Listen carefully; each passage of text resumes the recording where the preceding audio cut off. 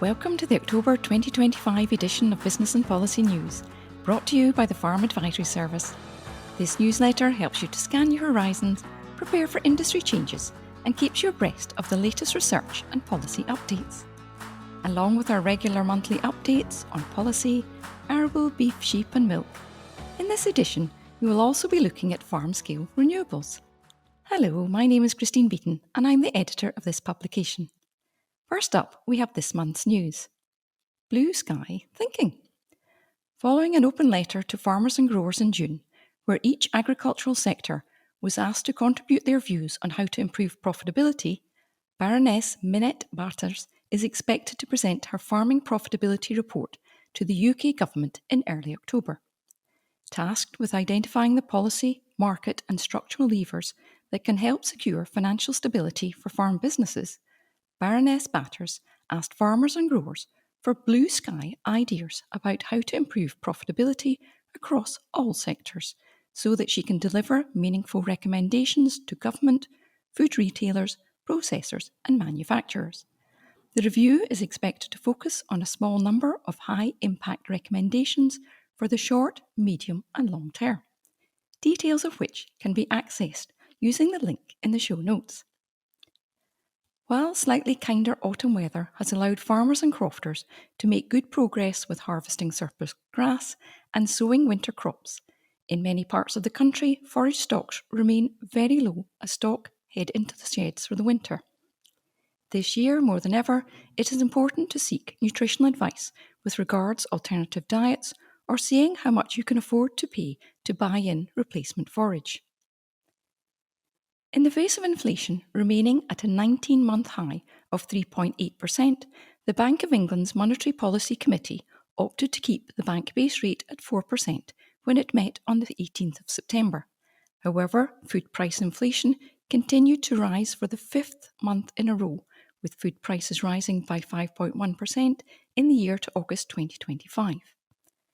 A key driver of food inflation has been businesses passing on the cost of higher national insurance contributions to consumers, the impact of which can be seen when comparing inflation levels in Europe, with the Office of National Statistics estimating that in the year to August 2025, the inflation rate for Germany was 2.1% and France considerably lower at just 0.8%.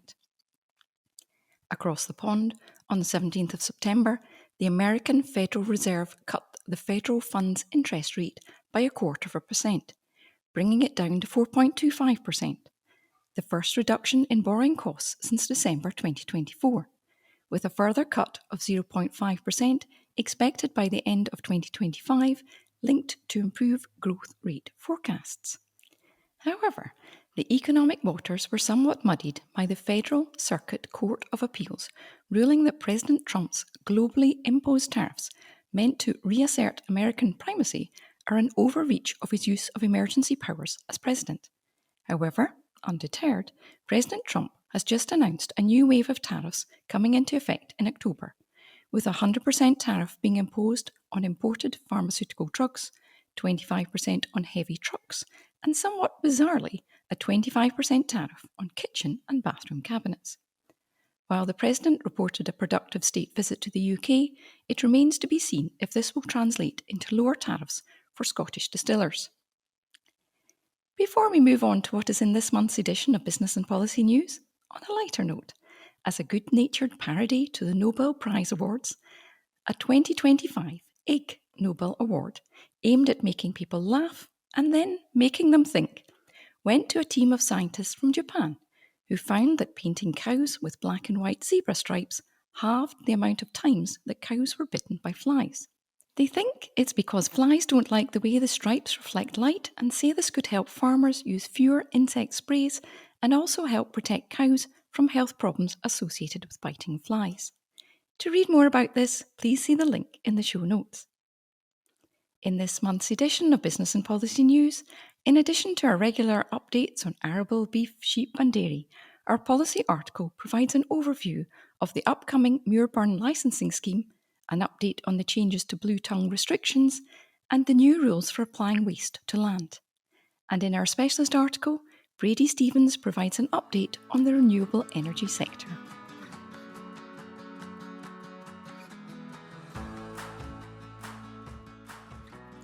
Let's take a look at this month's policy briefs. Firstly, the Scottish Upland Sheep Support Scheme, SUS. The 2025 SUS is now open for applications. This scheme provides additional support on top of the basic payment scheme to sheep producers who farm in Scotland's rough grazing areas and helps farmers and crofters maintain the social and environmental benefits that sheep flocks bring to certain areas. Your sheep flocks will qualify for this payment if your business relies on rough grazing, with 80% or more of your agricultural land being in Payment Region 3 and less than 200 hectares of land in Payment Region 1. Payments are made on homebred ewe hogs and are kept on your holding, including away winterings, from the 1st of December in the year claimed to the 31st of March the following year. Ewe hogs must be less than 12 months of age at the start of the retention period, with the upper payment limit for claiming being 1 ewe hog to every 4 hectares.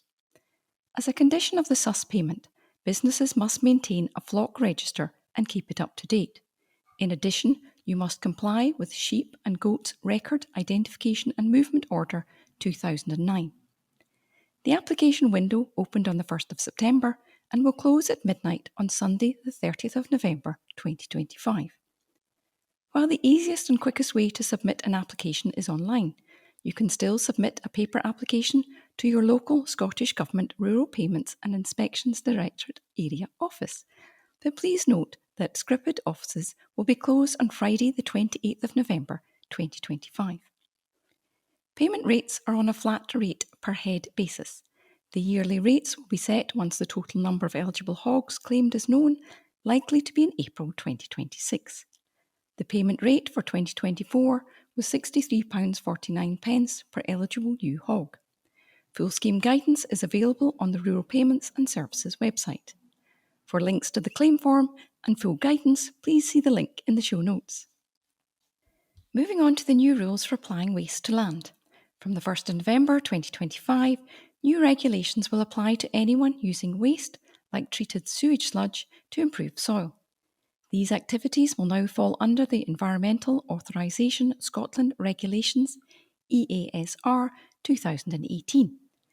If you are applying for an authorisation to carry out a new application of waste to land activity before the 1st of November 2025, you can choose to either apply for a new EASR authorisation or register a new paragraph 7 or 8 subsection 2 waste exemption. If you choose to register a new exemption, this will be valid for 12 months from the date of issue. However, you will not be able to renew the exemption after it expires and will have to apply for an EASR authorisation before the expiry date on an EASR authorisation now. Any authorisation granted will not take effect until the 1st of November 2025. To find out how to apply for an EASR authorisation to use waste on land for the purpose of soil improvement, please see the SEPA link in the show notes. Policy news from the pig industry, improving biosecurity on pig farms. As part of a project to eradicate an incurable pig disease, porcine reproductive and respiratory syndrome, PRRS, from Scotland, the Scottish Government has confirmed £309,000 of funding for 2025-2026.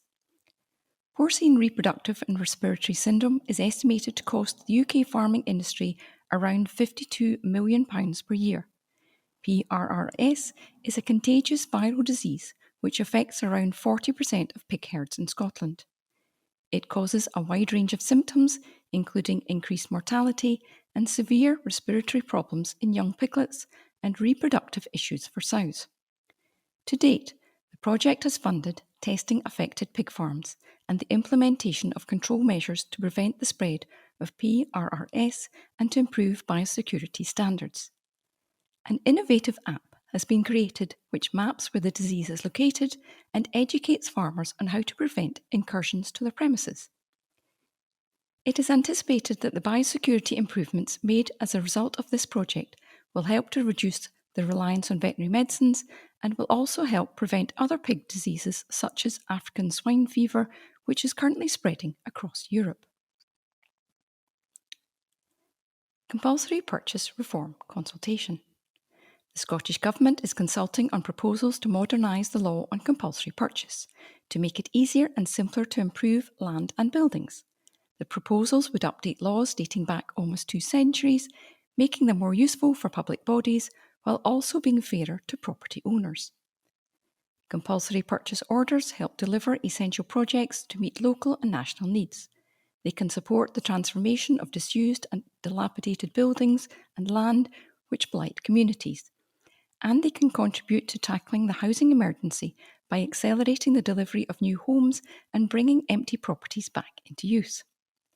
The Scottish Government is consulting on changes that would streamline procedures, modernise compensation payments, and promote better early engagement between authorities and the owners of land that is needed for important public projects. The Scottish Government is also looking to explore whether powers to require disused property to be sold or leased would be helpful. The consultation opened on the 19th of September and will run for 3 months, closing on the 19th of December 2025. To read the consultation paper and to put your views forward, please see the link in the show notes. Bluetongue BVT-3 Changes to restrictions in Scotland. With 78 out of the 80 cases of Bluetongue BVT-3 cases reported for the 2025-2026 vector season being in England and 2 in Wales, from Sunday the 21st of September 2025, there was a relaxation of certain movement controls on Bluetongue susceptible animals moving from the restricted zone into Scotland. If you're planning to move animals from a BTV3 restricted zone into Scotland, please use the Bluetongue movement checker on the Ruminant Health and Welfare website to understand the rules for your animals, and follow the terms and conditions specified in the DEFRA Bluetongue Regulations General Licence EXD 662E. A link to this and the movement checker has been included in the show notes. Please note that while lower temperatures in Scotland should prevent midges spreading the disease, lower risk does not mean no risk, and breeding animals in particular still pose risks, as Bluetongue can cause breeding problems and infected mothers can pass the virus on to their offspring. Animals that have been in the restricted zone since May 2025 have different testing requirements before moving to Scotland. Some animals classified as exempt animals do not need tests, while other non-exempt animals do. Testing requirements vary by animal type and sex. For example, while no testing is needed for non-breeding animals and pregnant sheep, breeding bulls, tups and pregnant cattle still require testing unless fully vaccinated. For full details of the testing requirement and exemptions, please see the Bluetongue gov.scot link in the show notes. Our final policy brief looks at Muirburn licensing. While the Wildlife Management in Muirburn Bill was passed by the Scottish Parliament in April 2024, following sustained lobbying, the new licensing scheme for Muirburn will not start until the 1st of January 2026. From this point onwards, a licence will be required to carry out Muirburn on any land in Scotland. It will be an offence to carry out Muirburn without a licence. A revised version of the Muirburn Code will be published later this year. Nature Scot are currently developing an application form which will also be launched later this year. When applying for a new Muirburn licence, you need to provide details of the area you wish to burn, confirmation that you'll comply with the Muirburn Code, evidence of training, together with survey data on peat depth, although optional depending on the area and licence purpose. A further key concession for the upcoming season is that training will be delivered online rather than in person. For more information and to view the Muirburn Bill and a Nature Scot webinar entitled Muirburn Licence Process for Applicants, please see the link in the show notes. To conclude this month's policy briefs, we have 2 key dates to note. Greening cover must be established by the 1st of November 2025, and the Scottish Upland Support Scheme application window closes on the 30th of November 2025. Also, look out for the release of 2 key publications. On the 16th of October 2025, the cereal and oilseed rape harvest first estimates report will be released. And on the 30th of October 2025, the results from the 2025 Scottish Agricultural June Census will be released.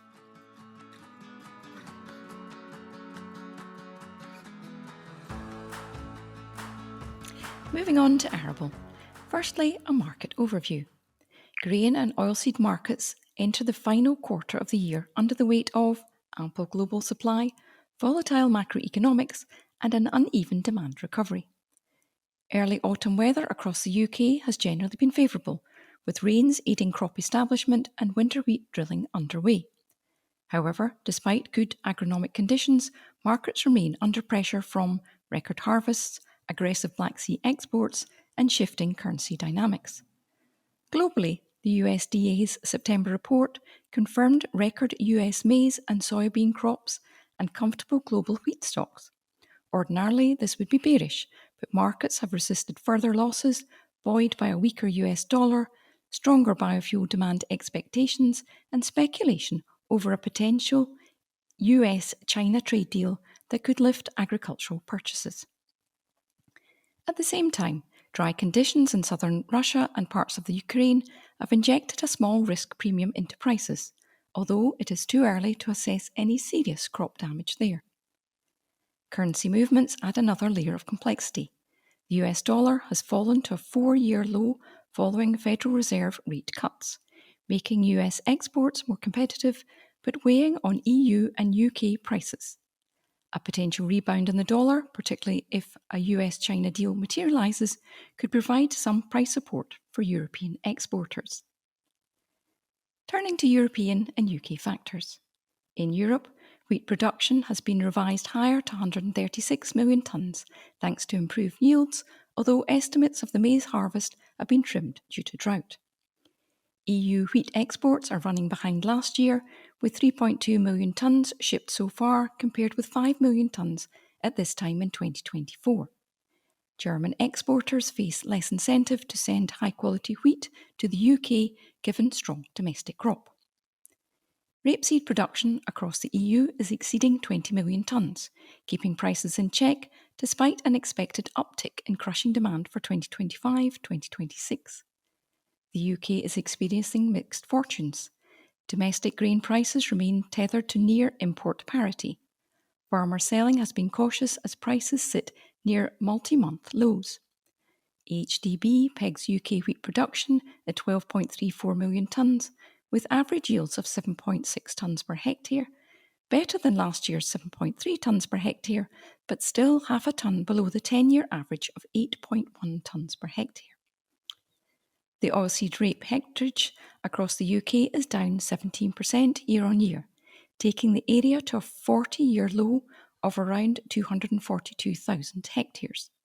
In a Scottish context, the acreage for this year's harvest saw a less marked decline of 11% compared to 2024.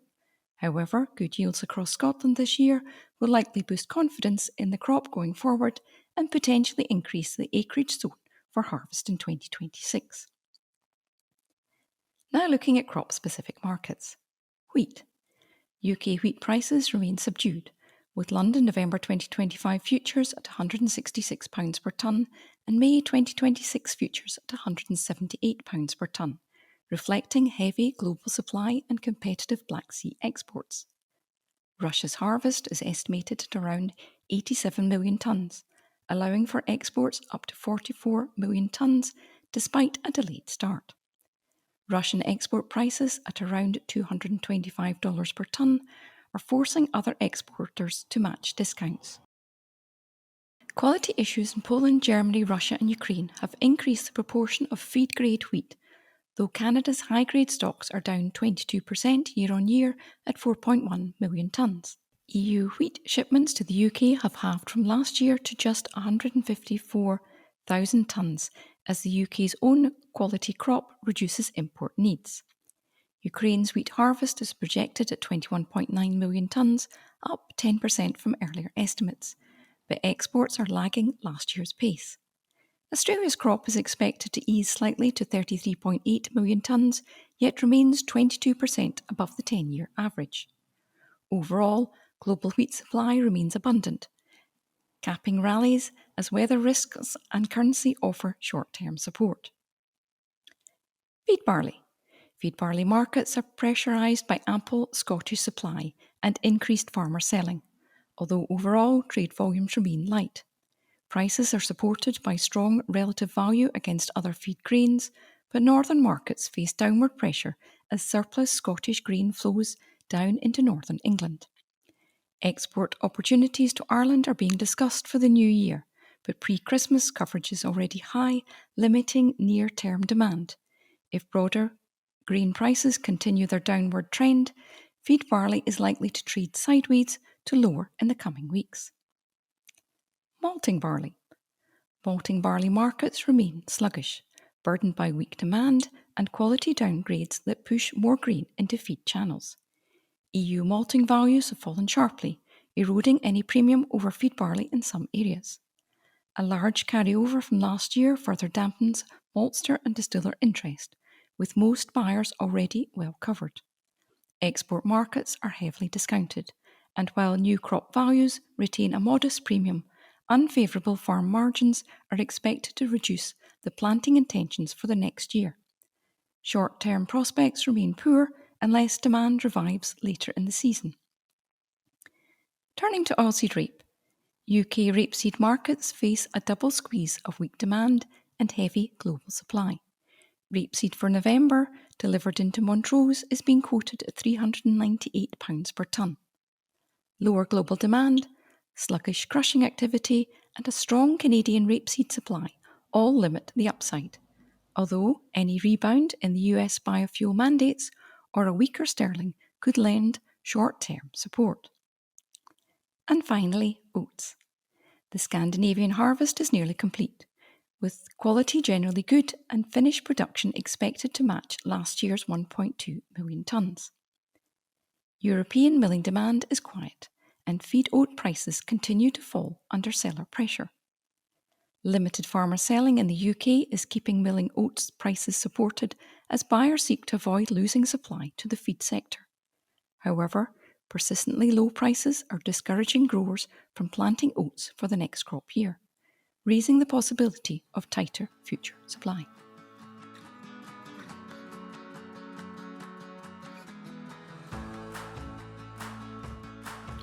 Let's take a look at the latest from the beef sector.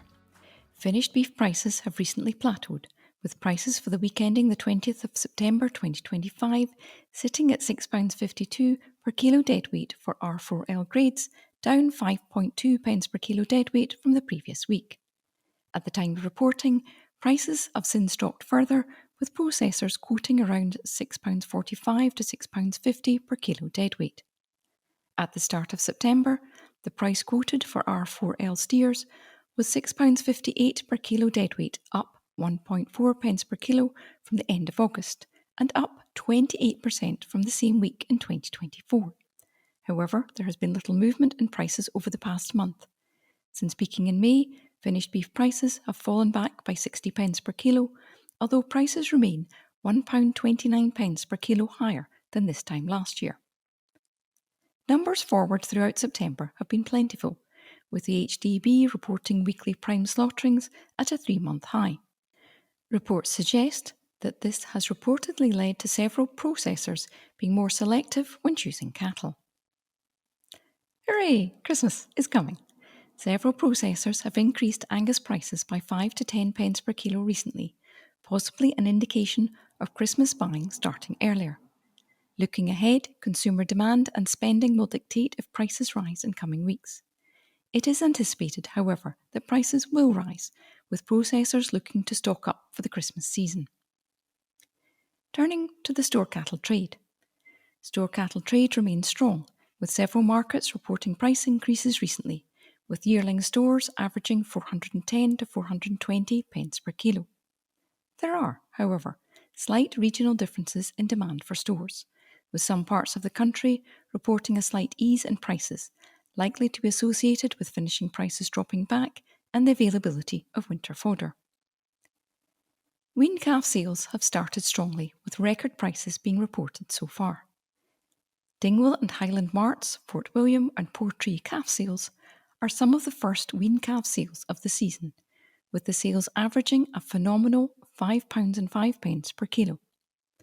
To put this into perspective, a pen of Charolais Cross heifers averaging 248 kilos live weight achieved an average price of £1,380 per head. Bullocks at Fort William averaged £5.16 per kilo, up nearly £1.71 per kilo on the year, while heifers traded at £1.82 per kilo, more compared to 2024 prices. With many suckle calf sales due to take place in the coming weeks, auction marts across the country are anticipating there will be good demand for suckle calves, with feed prices lower and, more simply, cattle numbers are less, so there is competition to secure beef-bred suckled calves. Looking at dairy beef calf numbers are rising. A recent report from AHDB highlighted the increased prevalence of dairy beef animals in the supply chain. A 7-year comparison of prime cattle carcasses has found that carcasses have become leaner, as well as gradually achieving lower conformation grades. Although market factors such as feed price also greatly influence carcass weights, the number of dairy beef calf registrations has risen significantly, up a staggering 74% since 2014, with beef sired dairy dams making up 44% of total registrations in 2024 compared to just 33% in 2019. Keeping with the subject of calves, AHDB has launched a new 5-year strategy entitled the Great Britain Calf Strategy 2025 to 2030, the ethos of which is to challenge the dairy beef sector and to build on the successes of outcomes already delivered from the 2020 to 2023 GB Dairy Calf Strategy, which involved farmers, vets and processors, retailers and industry bodies. This is a critical step in ensuring a sustainable and high welfare beef and dairy industry going forward. The 3 key themes of the 2025 to 2030 GB calf strategy are: firstly, the right calf. Focus your breeding policy on the end market, replacement or beef retail. Secondly, the right start. Focusing on stockmanship, health and welfare for all calves. And thirdly, the right route to market, with choices of an integrated scheme, direct sales or selling through an auction market, which works best for your business.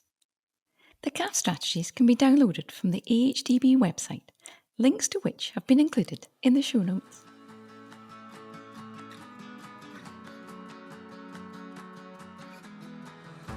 If you're enjoying listening to business and policy news, why not try one of the other Farm Advisory Service podcasts? In the latest episode of Natural Capital, we hear from Angus Buchanan-Smith, co-founder and director of The Free Company, an organic farm and restaurant guided by regenerative methods at the foot of the Pentland Hills. Angus tells us about the history of the business, the transition to organic farming, and the various enterprises they operate, from their on-site restaurant to veg boxes, pigs, and engaging with their local community.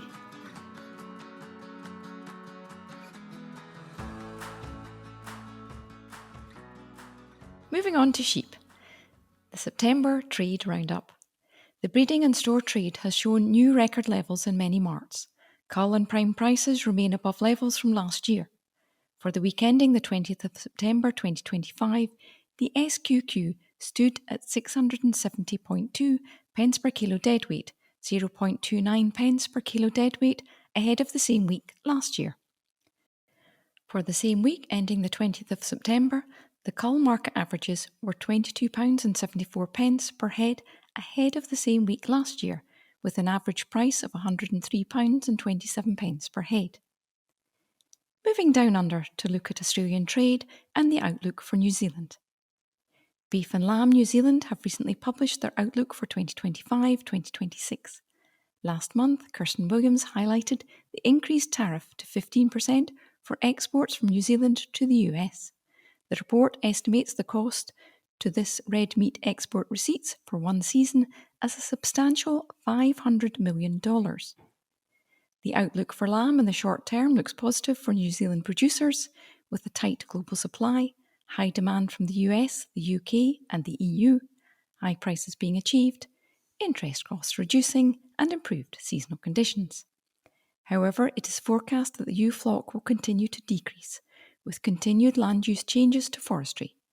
It is estimated that with the stock numbers lost to carbon forestry creation between 2017 and 2024 amounts to $1.9 billion in red meat export earnings.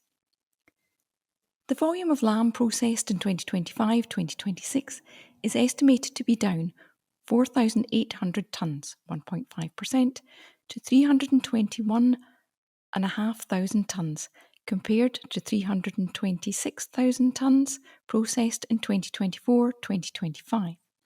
This is due to a trend in falling numbers of lambs slaughtered, down from 8.2 million head in 2023-2024 to 16.8 million in 2024-2025, and the expectation that numbers slaughtered will fall to 16.7 million in 2025-2026.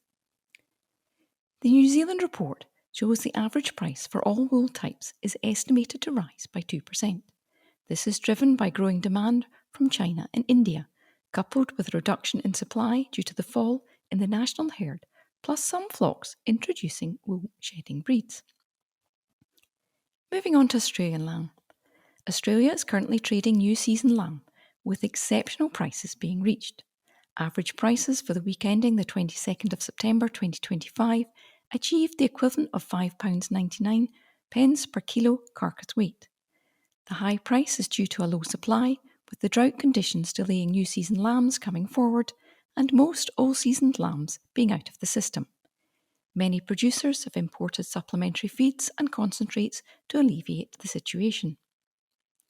And now turning our attention to global prices. There have been great swings in Southern Hemisphere and European prices for lamb over the past year. As discussed previously, New Zealand and Australian lamb has seen marked increases in price over the past year. In addition to which, compared to the UK and France, Spanish lamb has taken a jump in value. This is largely due to a reduction in production, animal health problems, and a strong export demand for live animals. There is a growing demand from Arab countries such as Algeria and Morocco for Spanish lamb. However, since 2020, the Spanish national flock has decreased by 2 million head, and more recently, Bluetongue has had a large effect, with a forecast of a 30% production loss this year.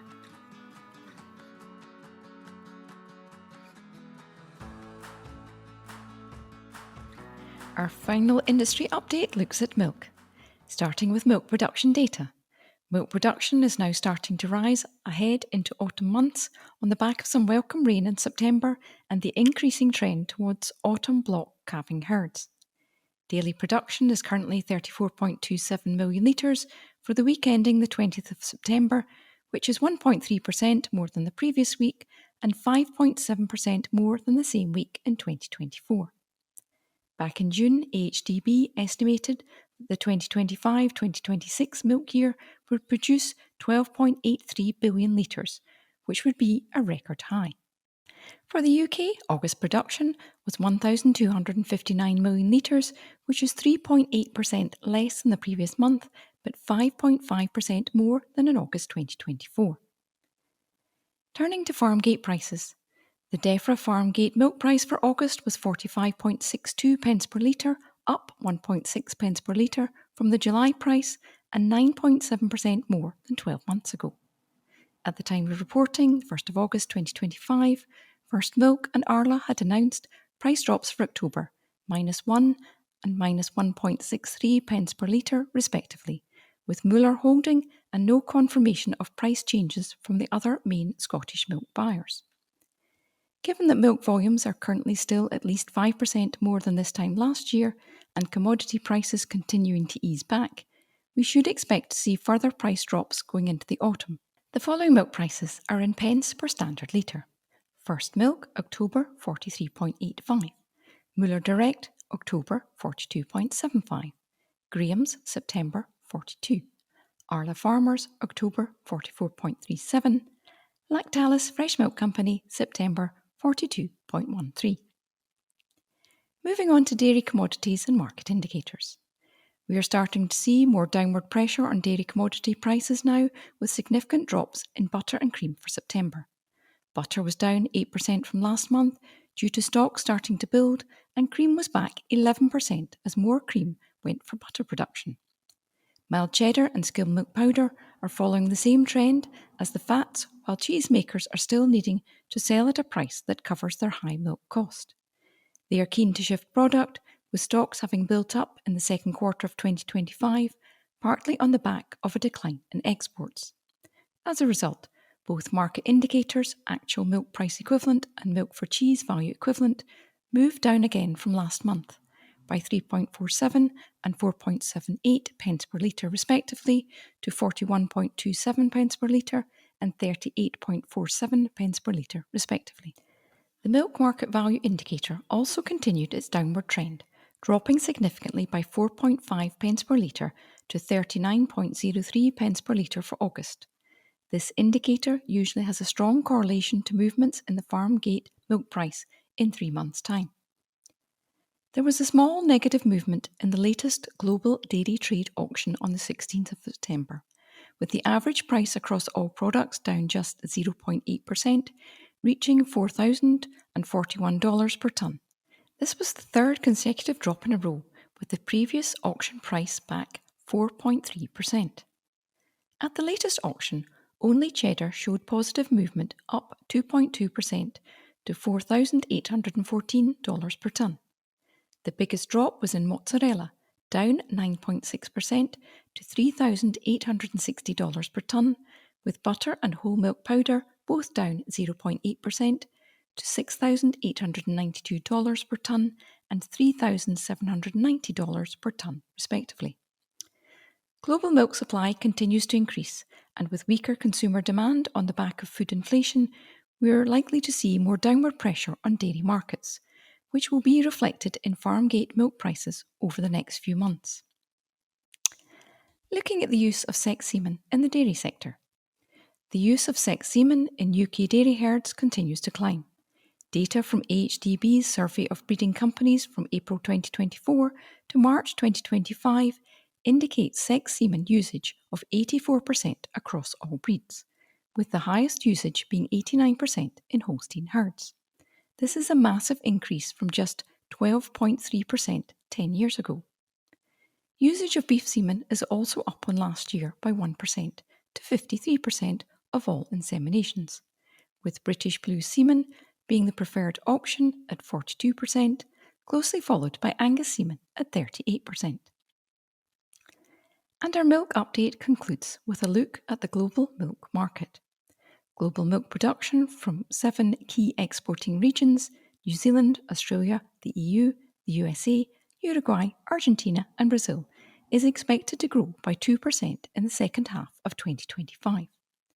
Overall, for 2025, growth is expected to have increased by 1.6% over the previous year, with a slowdown in 2026 expected, with just 0.6% growth predicted. New Zealand has got off to a strong start this season, with peak production for New Zealand and Australia expected in October. Although Australian production is struggling on the back of drought conditions, a shortage of feed and a smaller national herd.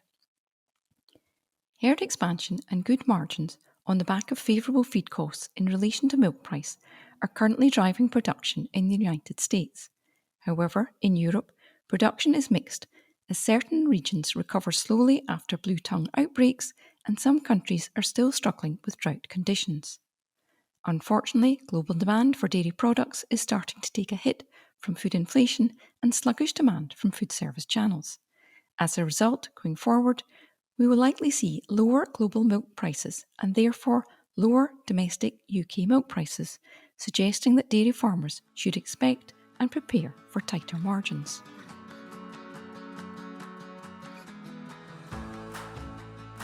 Hi, my name is Brady Stevens. I'm a rural business and economics consultant, and my article looks at the viability and profitability of farm-scale renewables.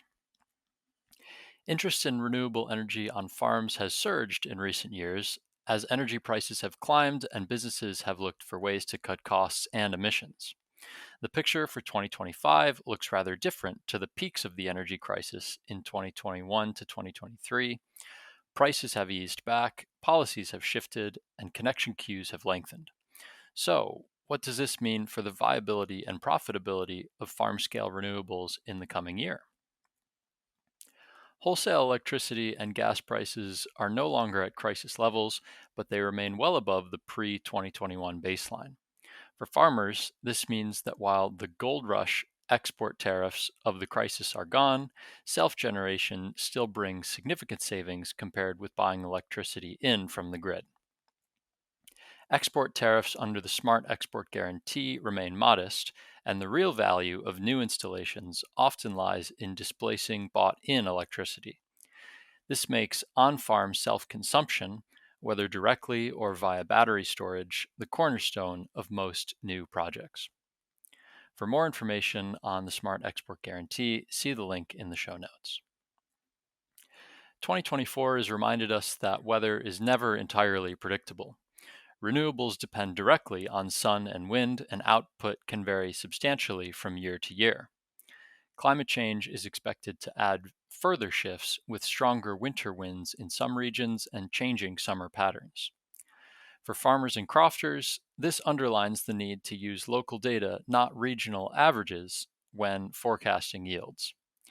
It also makes sense to stress test business cases against poor resource years so that the project remains viable even when conditions are less favorable.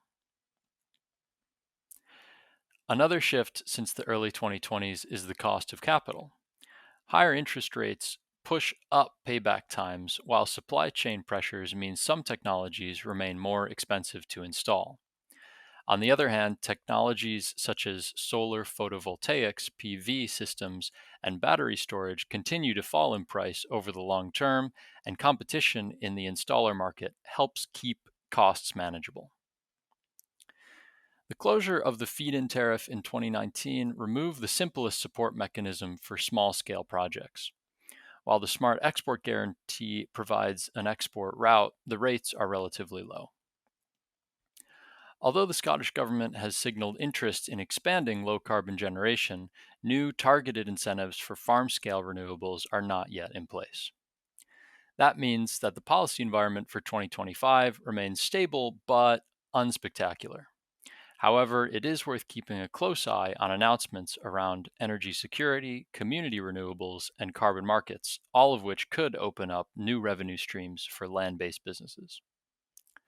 For more information on feed-in tariff scheme closure from Ofgem and renewable energy from the Scottish Government, see the links in the show notes.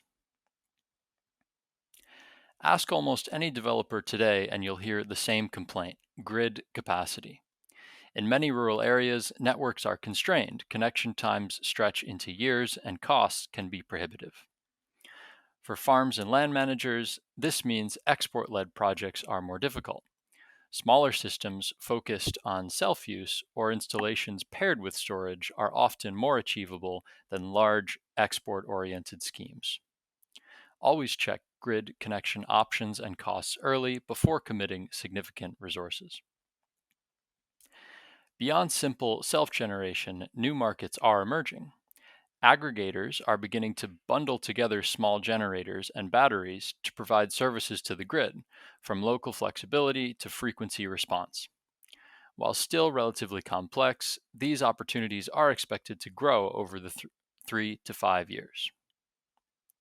Farmers and land managers willing to partner with an aggregator may be able to unlock extra value from their systems.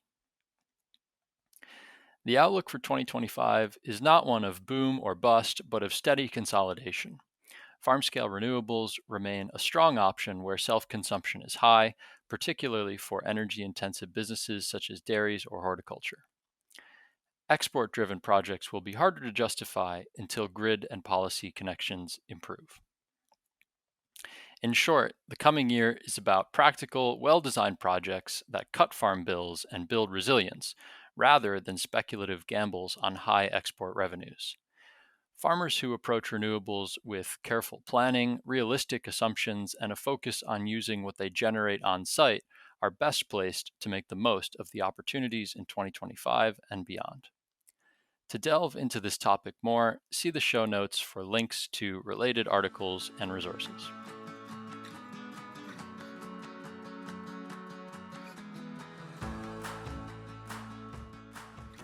Business and Policy News has links in the show notes to allow you to dig deeper into further articles of note. This month we have 6 top picks. At number 1, re-energise your thoughts on renewable energy. With Brady Stevens' specialist article highlighting what is happening in the world of renewables, the Farm Advisory Service website has further information on farm-scale renewable energy, anaerobic digesters, hydrogen from renewables, and energy demand management. We have included links to 3 videos entitled Anaerobic Digesters, Energy Management, Batteries, and Hydrogen. And finally, on the topic of renewables, we have included links to 2 publications. Firstly, Renewables, Frequently Asked Questions, and secondly, A Practical Introduction to Small-Scale Renewables. Our second pick looks at sheep records and tagging, with Christine Beaton's policy article highlighting the legal requirement for sheep producers claiming support payments under the Scottish Upland Sheep Support Scheme to maintain a flock register and the requirement to comply with the Sheep and Goats Order 2009, the Farm Advisory Service website has a video and a range of guides on sheep record keeping. Our third further reading pick looks to the next generation, with Lorna Macpherson's dairy article highlighting that the use of sex semen in the UK dairy herds has climbed to 84% across all breeds. The Farm Advisory Service website has a new article highlighting the benefits of whole milk for calves, together with an update on recent trial work with SRUC's Barney herd into feeding transition and whole milk to calves. Waste Not, Want Not, our fourth special feature pick, is a Rural Roundup podcast, with Christine Beaton's policy article highlighting that from the 1st of November 2025, new regulations will apply to anyone using waste like treated sewage sludge to improve soil. Hosts George Chalmers and Mary Jane Laurie are joined by Peter Lang from SEPA to discuss new regulations for the application of waste to land and how this impacts on Scottish farmers and landowners. And in at number 5, we're talking turkey. In the run-up to Christmas, while we're all familiar with Kirsten Williams' expertise on sheep, she's also keen to talk all things turkey. In the September episode of her Stock Talk podcast, Born to be Wild, Kirsten is joined by Paul Kelly from Kelly's Turkeys to hear about how they rear 100,000 turkeys in a woodland setting and how they have weathered Brexit, the COVID pandemic, and a global energy crisis by focusing on their business motto, which is change is the name of the game. And finally, we highlight an episode of FAS TV. As well as talking all things bovine, as part of her involvement in FAS TV, Sarah Balfour met with Lucy McGillvary, NFUS Policy Manager, to discuss the challenges facing the industry, the use of data and new technology in farming, and Lucy's insights into being a woman in agriculture. You can view the original version of all these articles, listen to the podcasts, and watch FAS TV using the links provided in the show notes. And if you have any questions, please email advice@fas.scot. From all the Business and Policy team, thank you very much for listening to this audio edition of Business and Policy News. Remember to like Business and Policy News to get notified of future episodes of this monthly podcast. Our next edition is due out on the 7th of November. A written version of this newsletter is available on the FAS website. To receive a copy directly each month, search for FAS newsletters and subscribe to Business and Policy. This newsletter was edited by me, Christine Beaton, and included articles by Christine Beaton, Mark Boucher-Gibbs, Sarah Balfour, Kirsten Williams, Lorna Macpherson, and Brady Stevens. This podcast is produced in association with the Scottish Government and was presented by me, Christine Beaton, produced by Heather Stewart, edited by Cameron Wall, with executive producers Kirsten Blackwood and Kerry Hammond.